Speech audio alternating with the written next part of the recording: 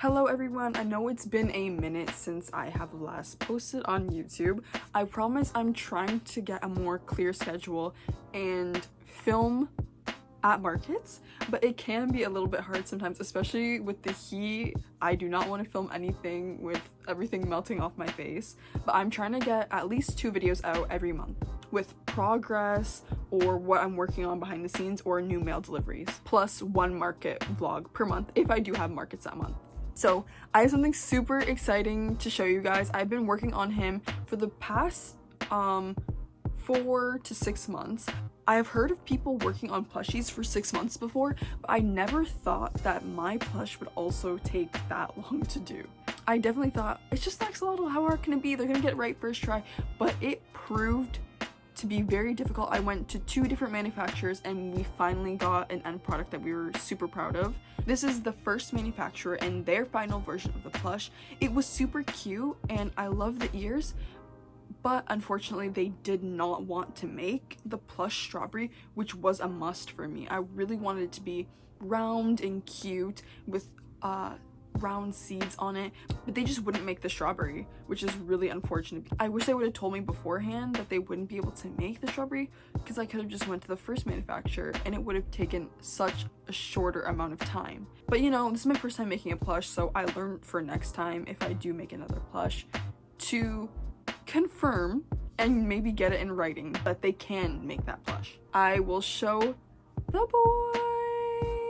This is Noodle. He is a axolotl and he loves to eat food, noodles of course, and he has a little friend called Chip who is his pet rock.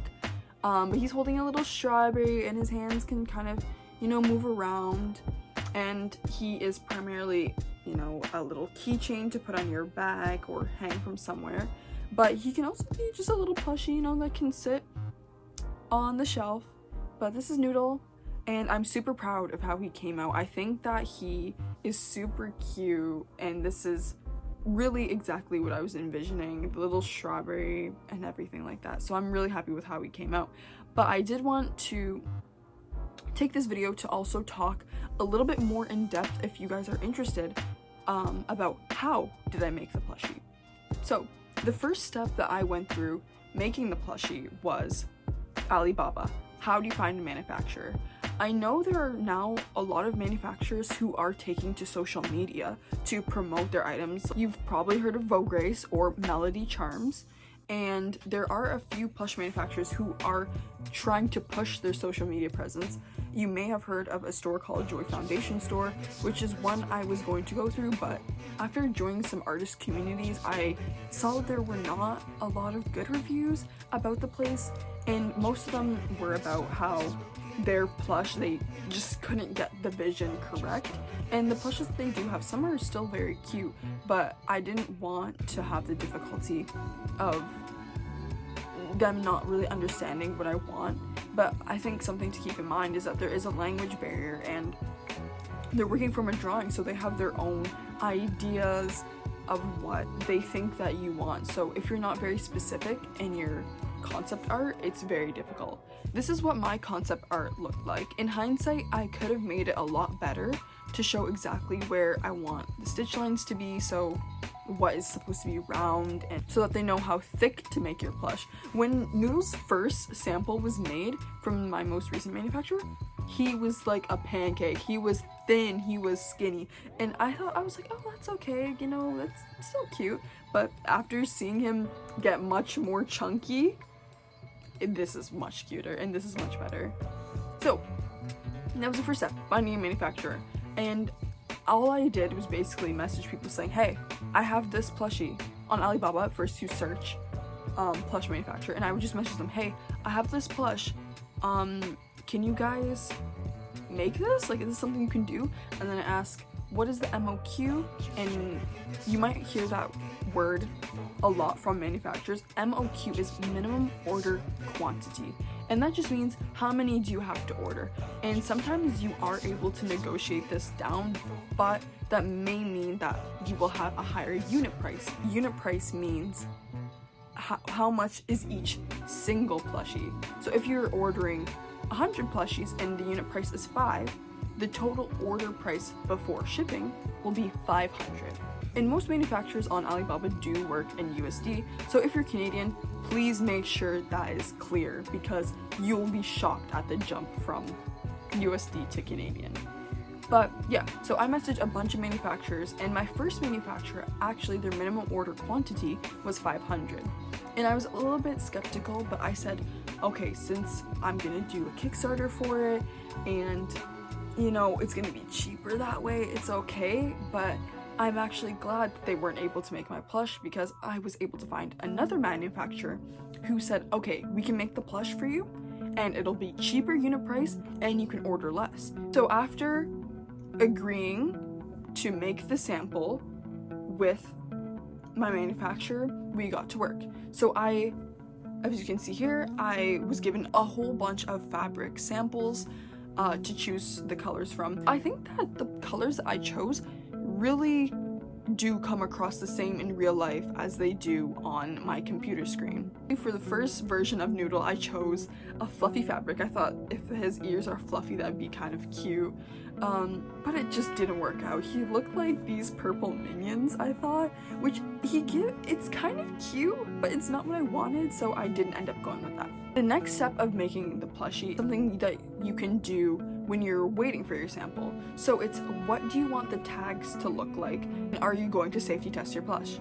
In the US, there are more strict standards about plushies than in Canada, as they're not mandated, but there are definitely a lot of laws around it. I do not feel comfortable not safety testing my plush, as I know there will be some children who are buying it, but I have seen some artists who will not safety test their plush, but say, oh, it's a collector's item, not meant for children.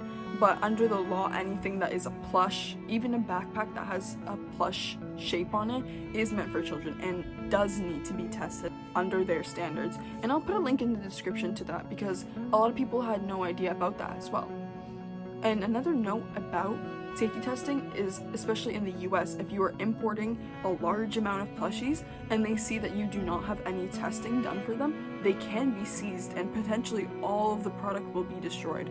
So that's another big fear for me, is I spent how much money getting these plushies made and then they get destroyed. I think that would be really detrimental, so it's definitely worth it.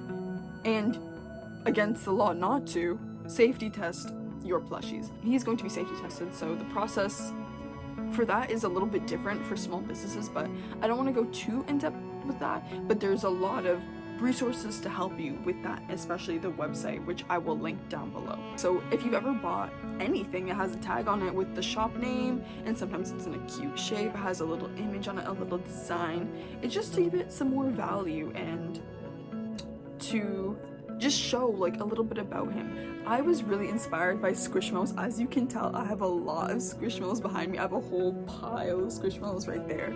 So I love Squishmallows. So I was inspired by them to put a little blurb about Noodle inside. So once you open his little tag, which will be made when mass production starts, it will say, hi, like, I'm Noodle, or something, meet Noodle, or something like that, and a little blurb about him that I'll write that kind of sums up what his personality is, and maybe people will connect with him or just interested to know what he's about. It can also have your social media, your website inside, as well as the information that you are required to put on a label that shows, oh, I'm safety tested, or how to contact you and stuff like that.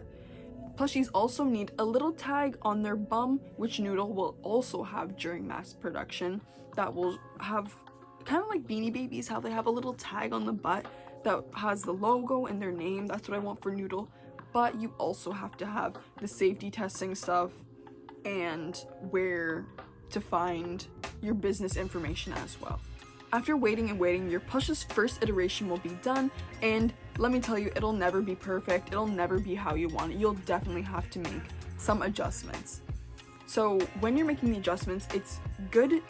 How I did it is I would label, make an arrow at the actual image of the plush they sent, and then label it with a number 1, and then have a comment assigned to number 1, so that they can directly reference the comment you're making about the plush, instead of it being more confusing, like, oh, I'm talking about that, I'm talking about that, but I was talking about this, but you were talking about that.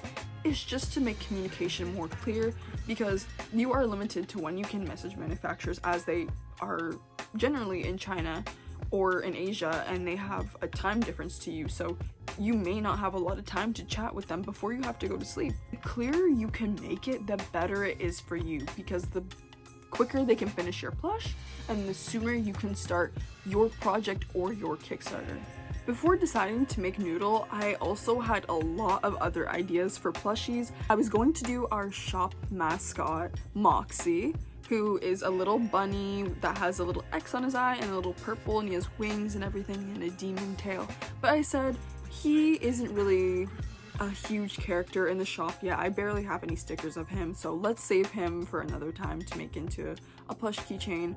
I also had ideas for a raccoon. I recently had my Littermates Kickstarter that was successful, and I was thinking, oh, a strawberry raccoon would be so cute, because I definitely would buy that.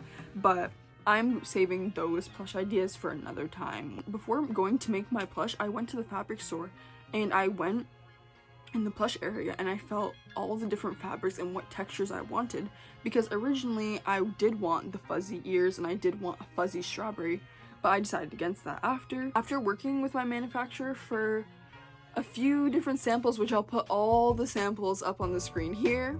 We eventually came to the final product of my little baby Noodle, and I'm really happy with how he turned out. It did take a long time, but he is finally here and he is ready to be shared with the world. After I saw him, I said, ship him to me now, and I got him, and I am going to film, some TikToks with him, film some videos, and get ready to promote my Kickstarter, which is launching on August 8th at 11 a.m. EST, and I'll put the link down in the description, and you can adopt one of your own. All the pledges will get a free mini pin and a free sticker. There are also a lot of add-ons that you can get along with your plushie. There are sticker sheets, there are phone grips, lanyards, a tote bag, earrings, a whole bunch of other stuff, enamel pins. I am really excited for what's in store for Mr. Noodle. I really want to make a bigger plush of him in a plush series and a plush keychain series of him, maybe even in his little noodle basket.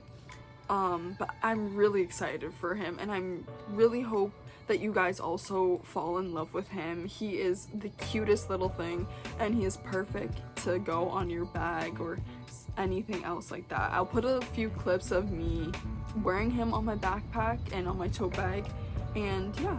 Thank you guys for watching this video. I hope I gave you a little bit of insight on how exactly this plush was made and how to make your own plush. If you do have questions, leave them in the comments and I'll respond to them. And you can also leave comments on TikTok, because I'll doing a little how I made the plush there. Thank you guys again. I really appreciate you watching me talk for this long about Noodle and about this plushie. But yeah, hopefully I'll see you guys next week with a little market vlog. Bye!